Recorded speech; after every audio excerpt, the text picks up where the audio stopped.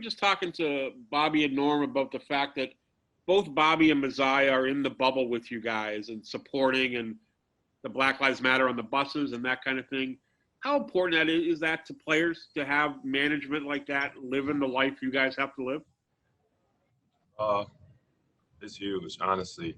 When you think about it, them making the sacrifice to be here with the team and being away from their families and their kids and their wives to support us and help us, through the rest of this season. And with everything going on right now, pandemic, the Black Lives Matter movement, they chose to be here to support us and be with us every step of the way. So I believe it's huge for them to do that. And if I might change direction a bit, you're going to get to play a basketball game tomorrow against other NBA players who aren't your teammates.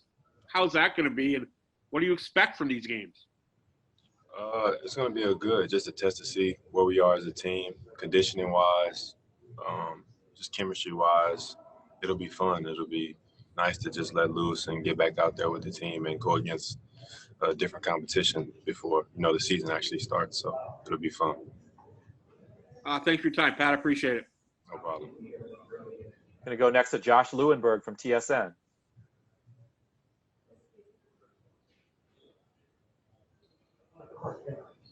We're not hearing you. Josh, are you there? All right, we'll circle back. Going to go to Michael Grange from Sportsnet. Hey, Pat. Great to see you. People are talking about the fans and the lack of fans and would that affect the intensity?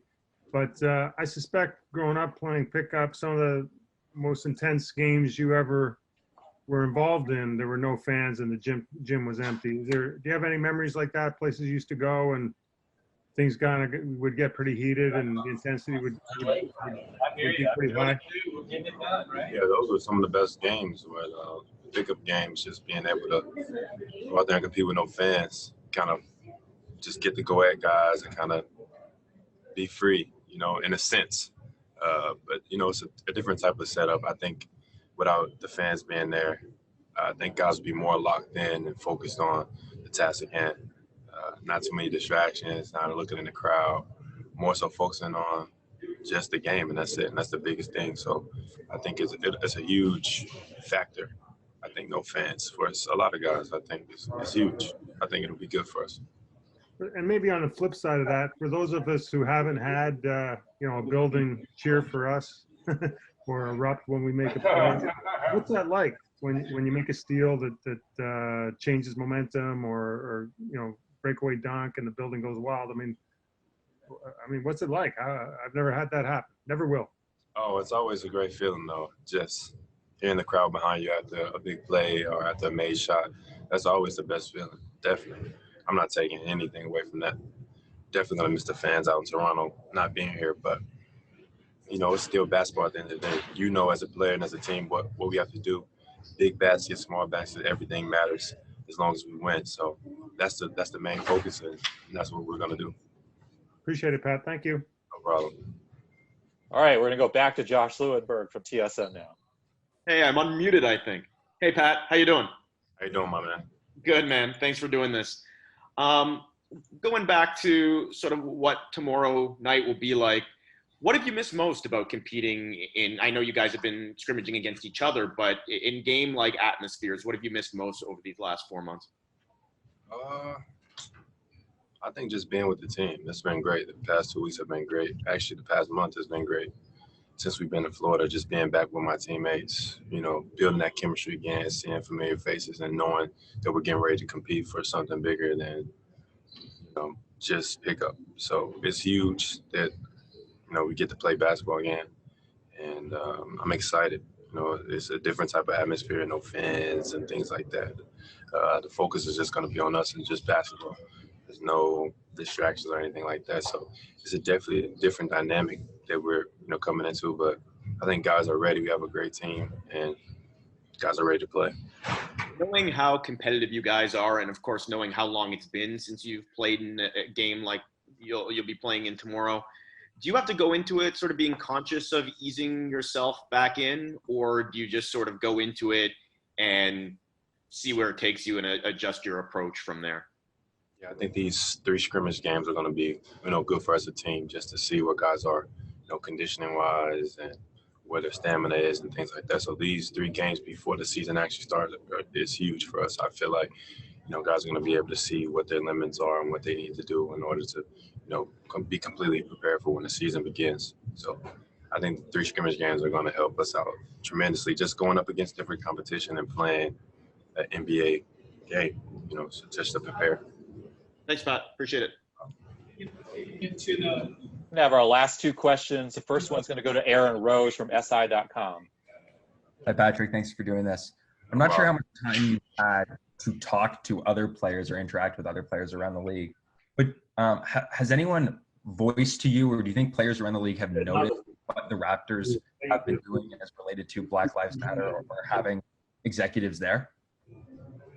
I don't hear which. I'm sorry. It broke up a little bit, Yeah. Aaron. Sorry.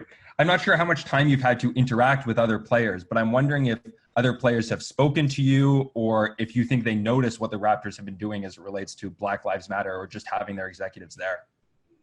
Oh, for sure. I think the entire NBA notices what the Raptors have been doing so far as the Black Lives Matter movement.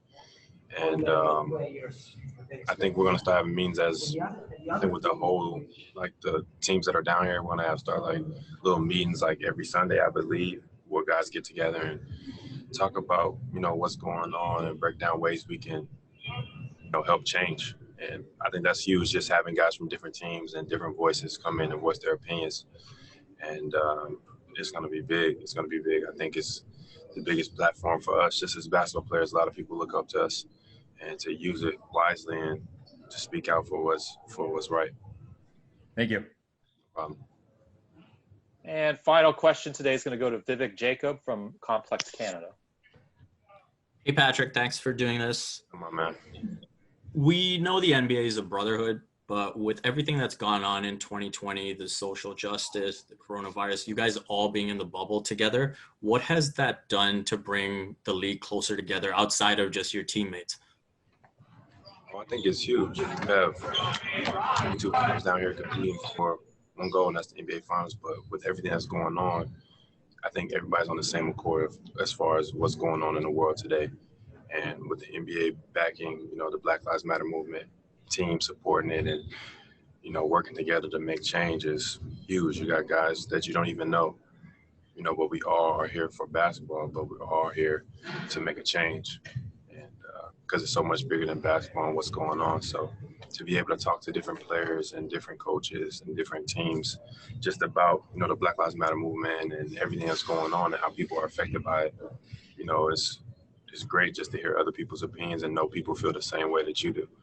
And I think the next step is just us making a change and being ready to, show everybody that's watching the games when they start, that we want change. And one last thing for you, Patrick. I know some people, when they get tested for the first time, they say it can be kind of nerve-wracking waiting for the results. You've been tested a bunch now. Has that process kind of become normalized for you, or is it still kind of nerve-wracking, kind of waiting for the results, that type of thing? It's still kind of a little nerve-wracking just getting tested. I've been tested probably maybe 50, 60 times over the past 3 months. So, it's still that what-if factor always. But, knowing that I'm doing the right things, like safety-wise, washing my hands and wearing a mask and preventing that, that always keeps positive thoughts in my head. So